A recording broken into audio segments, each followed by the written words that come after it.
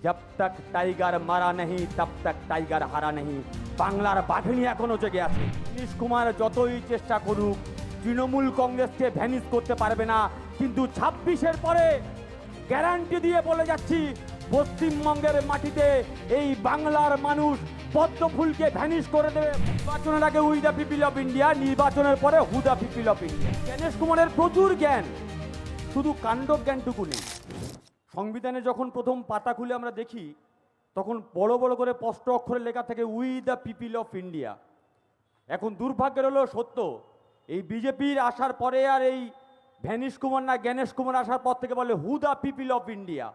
নির্বাচনের আগে we the people of India, নির্বাচনের পরে who the people of India. এই জ্ঞানেশ কুমারের প্রচুর জ্ঞান, শুধু কাণ্ড জ্ঞানটুকু নেই। মানুষের জন্য কাজ করবার জন্য যে নির্বাচন কমিশন, যারা মানুষের কাছে দায়বদ্ধতা, সেটুকু কাজকর্মনি করেন না। যেন তেন প্রকারে বিজেপির দালালি করতে হবে, যেন তেন প্রকারে মানুষের হয়রানি করতে হবে, যেন তেন প্রকারে বিজেপির স্লোগানকে এই পশ্চিমবঙ্গের মাটিতে বাস্তবায়িত করতে হবে। তার জন্য যতগুলো নাম আছে নাম কেটে দাও। বিজেপি নেতারা দিল্লিতে গিয়ে হন্না দিয়ে পড়ে আছে যে পশ্চিমবঙ্গে আমরা জিততে পারছি না, বলছে পয়সা দিয়েছি, টাকা দিয়েছি, গাড়ি দিয়েছি, বডিগার্ড দিয়েছি, তারপরে কেন তোমরা জিততে পারছো না? বললো আসলে বাংলাদেশ থেকে প্রচুর রোহিঙ্গা এসছে, তাই আমরা জিততে পারছি না। সেই জন্য নির্বাচন কমিশনকে পাঠানো হলো, পশ্চিমবঙ্গে যাও, বেছে বেছে নাম কেটে দাও। যারা তৃণমূল কংগ্রেসের সমর্থন করে, যে মহিলারা সমর্থন করে, তারা আদিবাসী হতে পারে, তারা এসসি হতে পারে, এসটি হতে পারে, তারা মুসলমান হতে পারে, তারা মহিলা হতে পারে, তাদের নাম রাতারাতি কেটে বাদ দিয়ে দাও। ওই জন্য নাম দিয়েছে আমাদের রাজ্যের আমাদের নেত্রী, তিনি বারবার করে বলছেন ভ্যানিশ কুমার। এই ভ্যানিশ কুমার যতই চেষ্টা করুক তৃণমূল কংগ্রেসকে ভ্যানিশ করতে পারবে না, কিন্তু 26-এর পরে গ্যারান্টি দিয়ে বলে যাচ্ছি পশ্চিমবঙ্গের মাটিতে এই বাংলার মানুষ পদ্ম ফুলকে ভ্যানিশ করে দেবে ভোট বাক্সে। তার জন্য বাংলার মানুষ তৈরি হচ্ছে। কি অদ্ভুত বিষয়! স্লোগান তোলা হচ্ছে হিন্দি হিন্দু হিন্দুস্তান, মুসলিম যাও পাকিস্তান, আর সেই স্লোগানকে স্ট্যাম্প মারছে নির্বাচন কমিশন। যদি বিশ্বাস না হয় আসুন ভারতবর্ষকে ঘুরে যান, আমাদের পশ্চিমবঙ্গে আসুন, এইখান থেকে হাওড়া স্টেশন, হাওড়াতে গিয়ে ট্রেনে উঠুন, যে হকার আপনাকে চা দিতে আসবে আপনার সঙ্গে বাংলায় কথা বলবে। আপনি তাকে জিজ্ঞেস করবেন বাংলা ভাষায় যে ভাই তোমার উপাস্য দেবতা বা দেবীর নাম কি? হকার বাংলায় বলবে আমার উপাস্য দেবতা বা দেবীর নাম হচ্ছে মা দুর্গা অথবা মা কালী। ট্রেনটা কিছুক্ষণ পর চলে যাবে উড়িষ্যাতে, হকারের ভাষা বাংলা থেকে হয়ে যাবে উড়িয়া, উপাস্য দেবতা হয়ে যাবে জগন্নাথ দেব। তারও কিছুক্ষণ পর ট্রেনটা চলে যাবে তামিলনাড়ু, হকারের ভাষা বদলে যাবে তেলুগু, উপাস্য দেবতা হয়ে যাবে মীনাক্ষী দেবী। তারও কিছুক্ষণ পর ট্রেনটা চলে যাবে অন্ধ্রপ্রদেশ, হকারের ভাষা বদলে যাবে তেলুগু, উপাস্য দেবতা হয়ে যাবে নৃসিম্হা। ওখান থেকে চলে যান কেরালা, হকারের ভাষা বদলে যাবে মালায়ালাম, উপাস্য দেবতা হয়ে যাবে পরশুরাম। ওখান থেকে চলে যান মহারাষ্ট্র, হকারের ভাষা বদলে যাবে মারাঠি, উপাস্য দেবতা হয়ে যাবে গণেশ। ওখান থেকে চলে আসুন আবার আমাদের আসাম, হকারের ভাষা বদলে যাবে অসমিয়া, উপাস্য দেবী হয়ে যাবে কামাখ্যা দেবী। এটাই আমার ভারতবর্ষ। নানা ভাষা, নানা মত, নানা পরিধান, বিবিধির মাঝে দেখো মিলন মহান। সেই ভারতবর্ষের ঐতিহ্যকে প্রতিদিন এই আরএসএস, বিজেপি আর নির্বাচন কমিশন মিলে ভাঙতে চাইছে।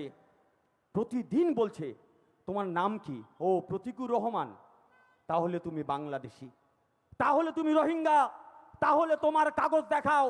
আমরা কান খুলে শুনে রেখে দিন, নেত্রী পেছনে বসে আছে বলে বলবার সাহস পাচ্ছি। কান খুলে শুনে রেখে দিন, যেদিন ভারত ভাগ হয়েছিল আর ওই পাশ থেকে পাকিস্তানের জিন্না যখন এই ভারতবর্ষের মুসলমানদের দিকে তাকিয়ে বলেছিল এ ভারতবর্ষের মুসলমানরা তোমরা পাকিস্তানে এসো, তোমাদের জন্য আলাদা দেশ করেছি, তখন আমাদের বাপ ঠাকুর দ্বারা ওই জিন্নার চোখে চোখ রেখে বলেছিল লাঠি মারি তোর পাকিস্তানকে, এই দেশ আমার, এই জমিন আমার। এই ভারতবর্ষের মাটিতে আরএসএস বিজেপি ওয়ালারা, ব্রিটিশের দালালি করা বালারা, কান খুলে শুনে রেখে দাও, এই ভারতবর্ষের সংখ্যালঘুরা বাই চান্স ইন্ডিয়ান নয়, বাই চয়েস ইন্ডিয়ান। তাই তোমরা কে তোমাদেরকে কাগজ দেখাবো? তাই আমাদের সামনে এই কঠিন লড়াই, এই লড়াই আমাদেরকে লড়তে হবে।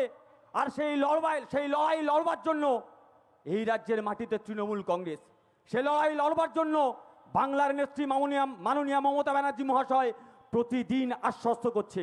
ওই ছোটবেলায় একটা টিভিতে অ্যাড দেখতাম, আমি খুব ভয় ভয় করেই বলছি, ছোটবেলায় টিভিতে একটা অ্যাড দেখতাম, দিদি গেঞ্জি চোখ বন্ধ করে ভরসা করা যায়। পশ্চিমবঙ্গের মাটিতে দিদি হচ্ছে একটা ব্যান্ড বাংলার মানুষের জন্য। বাংলার মানুষ চোখ বন্ধ করে ভরসা করে। যতদিন রাজ্যে মাননীয়া মমতা ব্যানার্জি থাকবেন, যতদিন অভিষেক ব্যানার্জি বেঁচে থাকবেন, ওরা ভালো করে জানে পশ্চিমবঙ্গ জয় করা তো দূরে থাক, পশ্চিমবঙ্গের বাউন্ডারির আশেপাশে যেতে পারবো না আমরা। কারণ জব তক টাইগার মারা নেই তব তক টাইগার হারা নেই। বাংলার বাঘিনী এখনো জেগে আছে। তাই আমার কথা আমি দীর্ঘায়িত